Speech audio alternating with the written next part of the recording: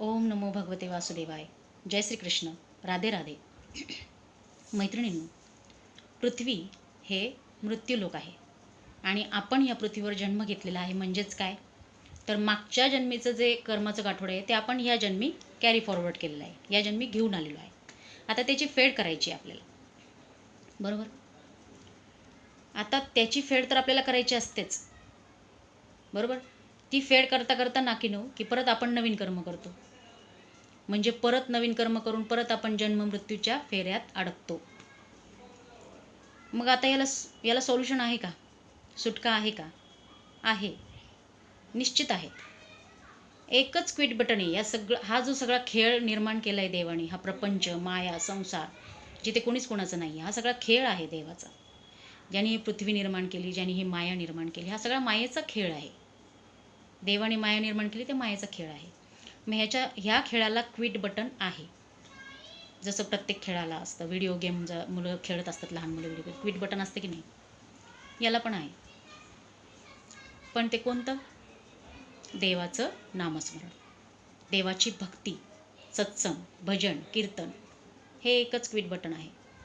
दुसरं नाही, कुठलंच नाही. आता करायचं काय? देवाचं नामस्मरण करायचं, कीर्तन करायचं, भक्ती, संगीत, सगळं जे काही तुम्हाला आनंद मिळेल, ज्यामुळे नामस्मरण करून, भजन, कीर्तन, मनाची शांती मिळेल, तेच क्विट बटन आहे.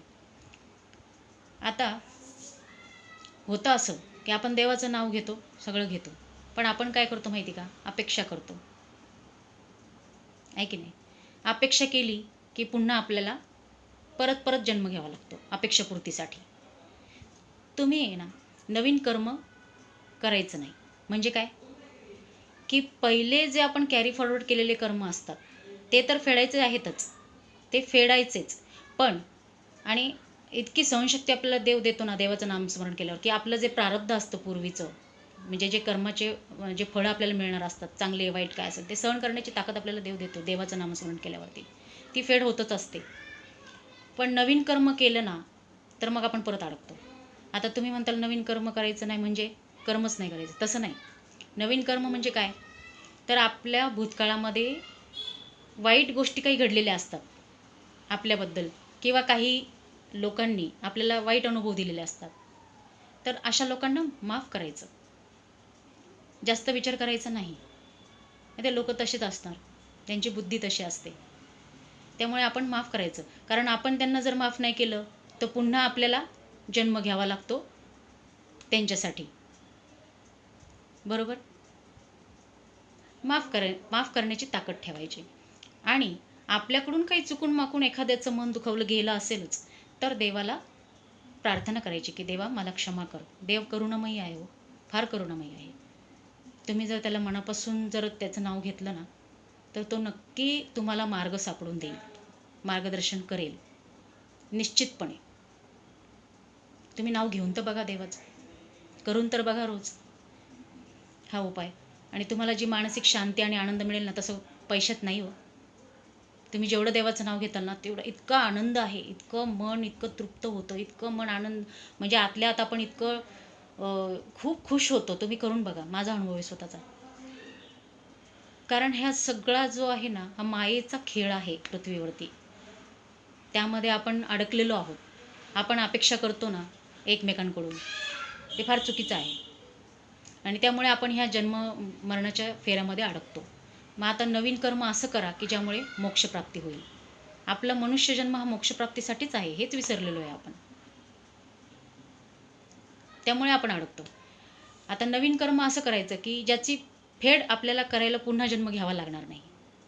तर नवीन कर्म कोणतं करायचं, तर मागच्या जन्मीचं कर्माचं गाठोडं तर आपण फेडतच असतो, जे लिहिलंय ते घडतच असतं, बरोबर. पण देवाचं नामस्मरण करून नवीन कर्म असं करायचं की भूतकाळमध्ये ज्या लोकांनी किंवा ज्यांनी कोणी तुमचं मन दुखवलं असेल त्यांना माफ करा. तुमच्याकडून कोणाचं मन दुखवलं असेल तर तुम्ही क्षमा मागा. मग हे 2 नवीन कर्म आहेत ना, हे फार उपयोगी आहेत. म्हणजे याच्यामध्ये आपली अपेक्षा बिलकुल नाही, याच्यामध्ये कोणाचं वाईट नाही, आणि आपल्याला हे कर्मबंधन आपल्याला लागू होत नाही. कारण आपण क्षमा करतो. ज्यांनी कोणी आपल्याला त्रास दिला असेल किंवा काही वाईट अनुभव आपल्याला आले असतील ज्या लोकांमुळे, त्यांना आपण माफ केलेलं आहे. म्हणजे त्यांचा आपला कॉड संपला, संबंध संपला, देणं घेणं नाही, म्हणजेच परतफेड नाही, जन्म नाही. आणि आपल्याकडून काही चुकून माकून एखादी गोष्ट, एखाद्याचं मन दुखवलं गेलं असेल, आपण क्षमा मागितली, त्याचा आणि आपला काही संबंध नाही, देणं घेणं नाही. तिथेही आपल्याला फेड करायची आवश्यकता नाही. म्हणजे आपल्याला परत भोगायचे जे असतं ते आपल्याकडे येणार नाही. काही भोग असतात ते आपल्याकडे येणार नाहीत. ते संबंधच नाही, देणं घेणंच नाही. हे दोन नवीन कर्म तुम्ही अशा प्रकारे जर केले ना, तर आपलं हे जे 2 नवीन कर्म आहेत ते मोक्षाकडे नेतात आपल्याला. कारण आपला त्यांच्याशी संबंध तुटतो. आपलं काही देणं घेणं उरतच नाही ना. ज्यांनी त्रास दिला त्यांना क्षमा करा. आपल्याकडून कोणाचं दुखवलं गेलं असेल मन, तर आपण देवाकडे क्षमा मागा. म्हणजे आपण या कर्मबंधनातच राहत नाही. म्हणजे आपोआप आपण मोक्षप्राप्तीकडे जातो. जे देवाने ग्रंथपुराणात लिहून ठेवलेलं आहे की असंच करा तुम्ही, असंच वागा म्हणून. पण आपलं त्याच्याकडे लक्ष नसतं. आपण स्वतःला मी मानतो, एकमेकांकडून अपेक्षा ठेवतो आणि त्याच्यातच अडकतो. तिथेच उड्या मारत राहतो आपण. पण ह्या खेळाला, या मायेला क्विट बटन असतं. ते क्विट बटन आपण दाबतच नाही. क्विट बटन म्हणजेच मोक्ष. जसं व्हिडिओ गेम मुलं खेळतात ना, क्विट बटन असते की नाही, तसं या खेळाला पण आहे ना, संसार मायेला पण आहे क्विट बटन. ते म्हणजे मोक्ष. पण ते दाबतच नाही ना आपण. आपण आहे ना कर्मात अडकतो, सुखदुःख भोगतो, ह्यामध्येच आपण अडकलेलो असतो. कारण आपण प्रत्येकाकडून अपेक्षा ठेवतो. कोणाकडून अपेक्षा ठेवू नका. हे कोणीच कोणाचं नाही. हे सगळं मायेचा प्रपंच आहे. माया आहे ही सगळी. सगळं मिथ्या आहे. फक्त देव खरं आहे आणि आपण त्याचे दास आहोत. मीपणा सोडा, कारण आपण देवाचे दास आहोत. तो परमपिता परमेश्वर आहे. तो आपलं नेहमी चांगलंच भलंच आपलं विचार करणार. तो त्याच्यासाठीच त्यांनी ग्रंथपुराणं लिहून ठेवलेले आहेत. मीपणा सोडा म्हणजे कोणाकडून अपेक्षा राहणार नाही. आपण त्याचे दास आहोत. पृथ्वीवर जन्म घेतला आहे ते आपले कॅरी फॉरवर्ड असतात. काही कर्म ते फेडण्यासाठी घेतलेलं आहे. मग नवीन कर्म असे करा जे मी सांगितले तुम्हाला 2 मोक्षप्राप्तीकडे. आपले ऑटोमॅटिक आपल्याला ते नेतात. आणि देवाचं नामस्मरण करा म्हणजे तो आपल्याला मार्गदर्शन करतो, वेळोवेळी मार्गदर्शन करतो. आपल्याला मनातून अत्यंत देवाचं नामस्मरण जर तुम्ही केलं ना, अत्यंत आनंद होतो. तुम्ही करून बघा मनाने. आणि आपल्याला ना काही फरक पडत नाही कोणी आपल्याबद्दल काय बोलते किंवा कोण काय करते. आपल्याला काही फरक पडत नाही. कारण आपण देवाचे गुलाम आहोत. आपण देव आपलं चांगलंच करणार हे आपल्याला निश्चितपणे माहीत झालेलं असतं. कारण देव हा सगळे आपण त्याची मुलंच आहोत ना. परमपिता आहे तो, परमेश्वर आहे. त्यांच्या मुलाचं तो कसं वाईट करू शकतो? नाही. त्यामुळे आपण ही भावना जर मनात ठेवली आणि देव आहे हे लक्षात घ्या. मी सगळं करतो, मी सगळं करते, नाही. देव आहे. आपण त्याची मुलं आहोत. खेळ माया सगळं त्यांनी रचलेलं आहे. मग ह्याच्यातून तो म्हणजे सुटका आहे. त्याचं नाव आहे मोक्ष. तर हे आपल्याला अत्यंत फायद्याचं आहे की देवाचं नामस्मरण करा, त्याची भक्ती करा, सत्संग करा. म्हणजे तुम्हाला मनात जी शांती भेटेल, जो समाधान भेटेल, ते मोठमोठ्या पैशावाल्यांकडे पण नाही आहे. कारण पैशाने सगळं सुख मिळत नाही. मग मंदिरात गर्दी नसती झाली ना लोकांची. झाली असती का गर्दी मंदिरात? नाही. पैशाने सगळं मिळत नाही आणि पैशाने देवही मिळत नाही. देवाला भाव लागतो. तुम्ही मनातून देवाची भक्ती करा आणि कर्मबंधनात अडकू नका. म्हणजे तुम्हाला पुन्हा पुन्हा या पृथ्वीवरती जन्म घ्यावा लागणार नाही. तुम्हाला, मला, कोणालाही या पृथ्वीवरती परत जन्म घ्यायची गरज पडणार नाही. असे कर्म करा म्हणजे यातून सुटका होईल, या चक्रातून. आणि आपलं खरं घर वरती आहे. परमपिता परमेश्वर आपला सगळ्यांचा पिता तो आहे. आपण त्याची मुलं आहोत, जी काही कारणासाठी पृथ्वीवरती आपल्याला जन्म घ्यावा लागतोय. पण आपल्याला भाग्याने मनुष्यजन्म लाभलेला आहे. तो मोक्षप्राप्तीसाठीच असतो. ग्रंथपुराणात लिहिलेला आहे. भाग्याने मिळतं, नशिबाने मनुष्यजन्म. आपल्याला ह्या जन्मातच मोक्षप्राप्ती करायची आहे. पुढचे जन्म जर पशुचं, झाडाचं, कसल्याचंही मिळू शकतं. त्याच्यात मोक्षप्राप्ती नाही आहे. फक्त मनुष्यजन्मात आहे. मग आपण कर्मबंधनात न अडकता, कोणाकडून अपेक्षा न ठेवता, जर आपण निष्काम कर्म केलं आणि देवाची सेवा ही निष्काम करा, स्वार्थासाठी नाही. जर आपण हे सगळं निष्काम केलं ना, देवाची सेवा, आपले कर्म निष्काम भावनेने जर केले ना, तर मोक्ष मिळतो. आपली ह्या सगळ्या खेळातून, सुखदुःखातून, जीवन मरण चक्र, सुखदुःख हे भोगण्यासाठी आपल्याला परत जन्म घ्यावा लागणार नाही. म्हणून हे क्विट बटन जे आहे मोक्ष, ते क्विट बटन दाबा. चांगले कर्म करा, निष्काम भक्ती, निष्काम सेवा करा.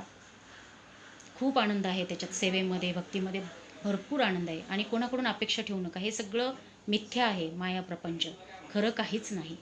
खरा फक्त देव आहे, आपले पिता देव, ज्यांचे आपण मुलं आहोत, तेच खरं आहे. आपण त्याचे दास आहोत. तर मीपणा सोडा. मी सगळं करतो असं काही नाही आहे, मी सगळं करते असं काही नाही आहे. तो करून घेतोय आणि तो जे सांगतोय त्याच्यावर तुम्ही पाऊल ठेवा. तर ह्या जन्म मरणाच्या फेऱ्यातून तुम्ही सुटताल. तुम्ही, मी सगळेच सुटून जाऊ. देवाचे नामस्मरण करा, आत्तापासून करा. जे करत नसतील त्यांनी आत्तापासून करा. देवाकडे गोडी लावा. या सगळ्या खटाटोपामध्ये, प्रपंचामध्ये काहीही ठेवलेलं नाही आहे. खरंच काही नाही आहे. कोण कोणाचं नाही. आणि हा प्रपंच पण सगळा माया आहे. ही फक्त देव खरा आहे आणि आपण त्याची मुलं आहोत, हे खरं आहे. बाकी सगळं मिथ्या आहे. बघा, जर माहिती आवडली असेल, माझ्या मनात जे काय आहे ते मी तुम्हाला सांगितलं, बोलले. बघा, आवडत असेल तर व्हिडिओला लाईक शेअर जरूर करा. म्हणजे आमच्यासारखे नवीन जे आहेत, यूट्यूब चालवायला लागलेत, आत्ता यायला लागलोत आम्ही नवीन, तर त्यांना प्रेरणा मिळते आमच्यासारख्यांना. बस, बाकी काही नाही. तुमचे आशीर्वाद, प्रेरणा. कमेंटमध्ये जर व्हिडिओ आवडला असेल तर कमेंटमध्ये जय श्रीकृष्ण जरूर लिहा. आणि लाईक सबस्क्राईब केलं तर आमच्यासारख्यांना प्रेरणा मिळेल. एवढंच, बाकी कशाची अपेक्षा नाही. म्हणजे नवीन व्हिडिओ तुम्हाला म्हणजे प्रेरणा मिळाली तर आम्ही पण ते मोटिवेशनल असे व्हिडिओ, जे खूप मनाने दुःखी आहेत, खचलेले, त्यांच्यासाठी हे फार उपयोगी आहे. जे आपल्याला कळलं आहे ते त्यांनाही कळू दे, म्हणून हे नवीन व्हिडिओ येत राहतील. म्हणून त्यासाठी लाईक सबस्क्राईब करा. म्हणजे आम्हालाही प्रेरणा मिळते. आम्हीही त्याच्यातून नवीन अशा माहिती तुमच्यासमोर सादर करू शकू. सगळ्यांचंच भलं आहे त्याच्यात. तुमचं काय, माझं काय, सगळ्यांचंच. ठीक आहे. धन्यवाद. जय श्री कृष्ण. राधे राधे. हरे कृष्ण.